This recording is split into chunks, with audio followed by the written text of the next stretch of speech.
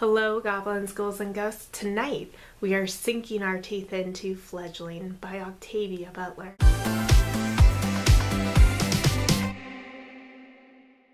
Fledgling centers on Shori, a youthful-looking girl who has lost her memory. She soon discovers that she has instincts and abilities that other people around her don't have. With some help, she must retrace her steps to figure out just who or what she is. As the title may imply, there are vampires in Fledgling, but these vampires are different from your standard contemporary vampires. They're also quite different from your standard classic vampires. Fledgling doesn't subvert vampire tropes so much as it runs wildly away from them. And while I can't talk about a lot of the differences here because of spoilers, just trust me that these are not your average vampires. It's not just the vampires in Fledgling that makes this novel stand out, it's also the fact that it features a young black woman in a leading role. And trust me, as someone who has looked into a lot of books about vampires, this is fairly rare in the genre. Through Shori, the novel is able to explore how race, gender, even age affect her experience living in contemporary US, as well as her experience with the vampires in this novel. Most vampire novels, when they decide to engage with race and racism, which oftentimes they don't because that's what happened when you have a genre full of undead white dudes, it's always looked at in past times. Fledgling doesn't do this. It's set in present day. Everything Shori experiences is in contemporary times. This novel has also gained some notoriety because one of its leading vampires, who looks like a preteen but is actually 50-something years old, has relationships with some of the human adults in this story, and that definitely has disturbed some readers. And I completely understand why people object to this. I completely get it. But it did not bother me as much as it clearly bothered other readers. One is that this is playing on a familiar trope, the trope of the child vampire, the vampire who was turned into a vampire when they were very young. And because they were turned into the vampire as a child, they will never physically age.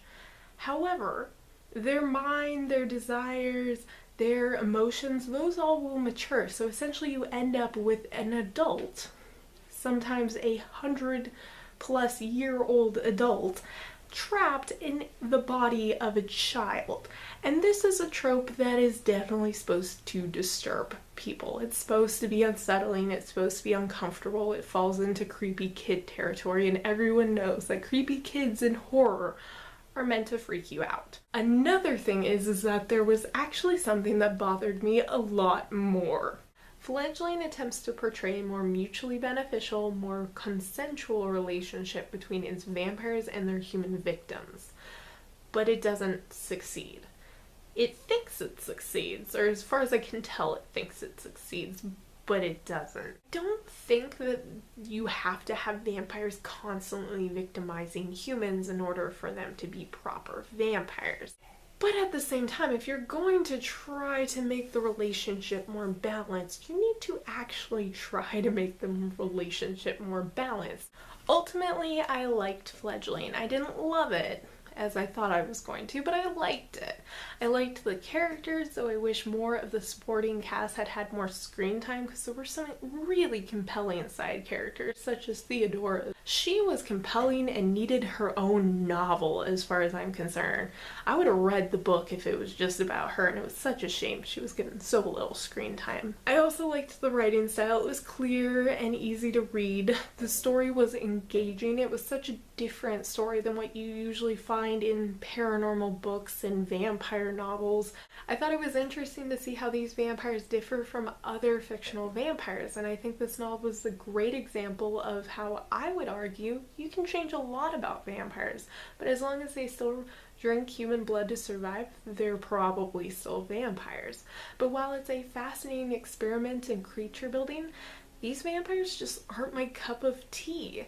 I thought it was interesting reading about them. I was fully engaged in this novel, but when it comes to satisfying my vampire fix, Fledgling didn't really do it for me. Apparently I have preferences about vampires that I never knew I had. Fancy that. Though I do think it has some flaws and not everything works.